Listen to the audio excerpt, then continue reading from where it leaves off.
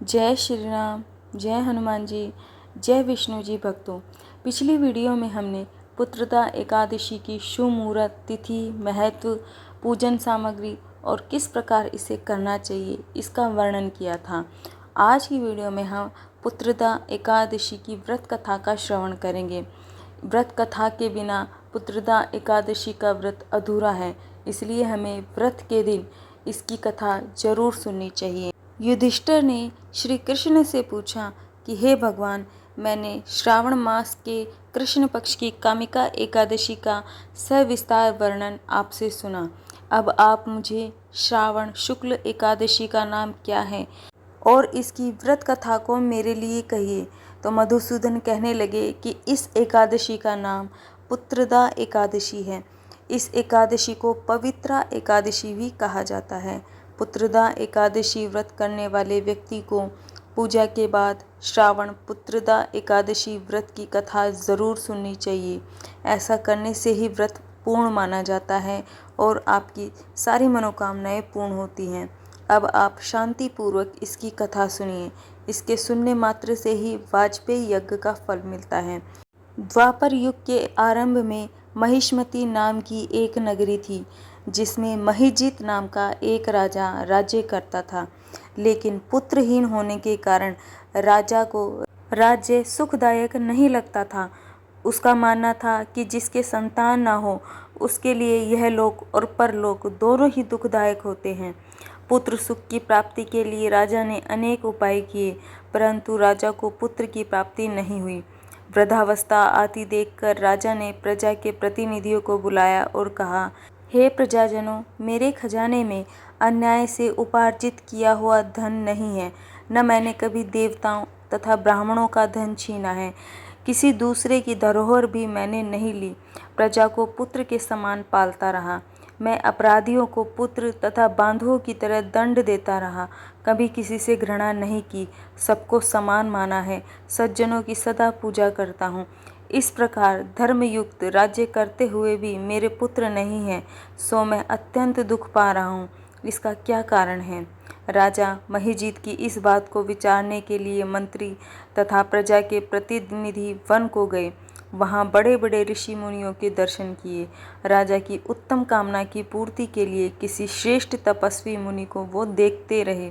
फिर एक आश्रम में उन्होंने एक अत्यंत वयोवृद्ध, धर्म के ज्ञाता, बड़े तपस्वी, परमात्मा में मन लगाए हुए, निराहार, जितेंद्रिय, जितात्मा, जित क्रोध, सनातन धर्म के गूढ़ तत्वों को जानने वाले, समस्त शास्त्रों के ज्ञाता महात्मा लोमश मुनि को देखा, जिनका कल्प के व्यतीत होने पर एक रोम गिरता था।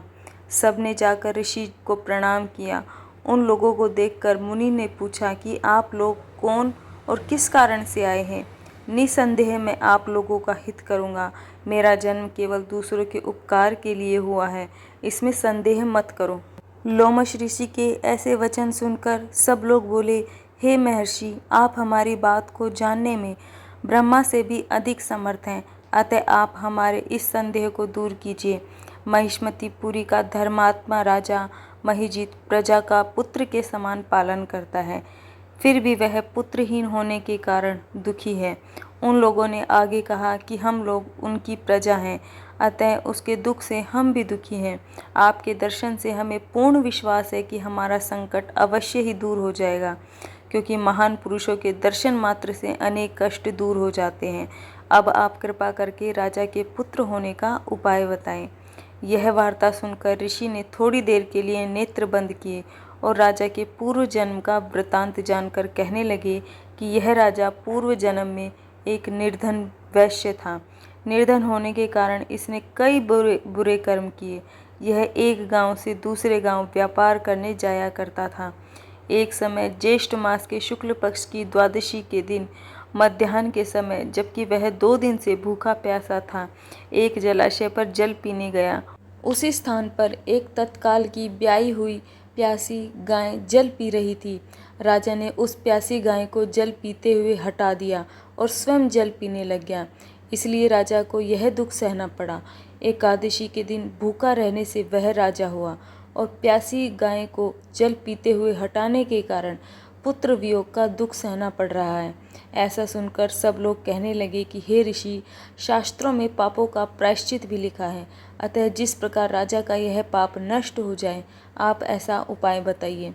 तो लोमश मुनि कहने लगे कि श्रावण शुक्ल पक्ष की एकादशी को, जिसे पुत्रदा एकादशी भी कहते हैं, तुम सब लोग व्रत करो और रात्रि को जागरण करो, तो इससे राजा का यह पूर्व जन्म का पाप अवश्य नष्ट हो जाएगा, साथ ही राजा को पुत्र की अवश्य प्राप्ति होगी। लोमश ऋषि के ऐसे वचन सुनकर मंत्रियों सहित सारी प्रजा नगर को वापस लौट आई, और जब श्रावण शुक्ल एकादशी आई तो ऋषि की आज्ञा अनुसार सबने पुत्रदा एकादशी का व्रत और जागरण किया। इसके पश्चात द्वादशी के दिन इसके पुण्य का फल राजा को दिया गया।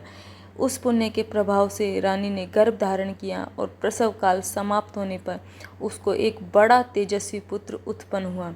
इसलिए हे राजन, इस श्रावण शुक्ल एकादशी का नाम पुत्रदा एकादशी पड़ा। अतः जो भी कोई संतान सुख की इच्छा रखता है तो उसे इस व्रत को अवश्य करना चाहिए।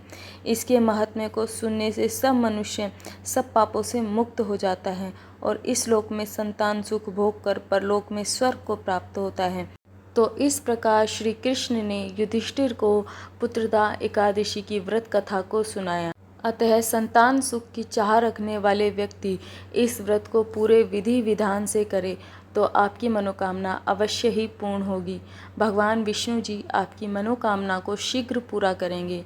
वीडियो अच्छी लगे तो वीडियो को लाइक करें, चैनल को सब्सक्राइब भी आप कर सकते हो। जय श्री राम, जय हनुमान जी, जय विष्णु जी भक्तों। आप सभी का दिन शुभ और मंगलमय हो।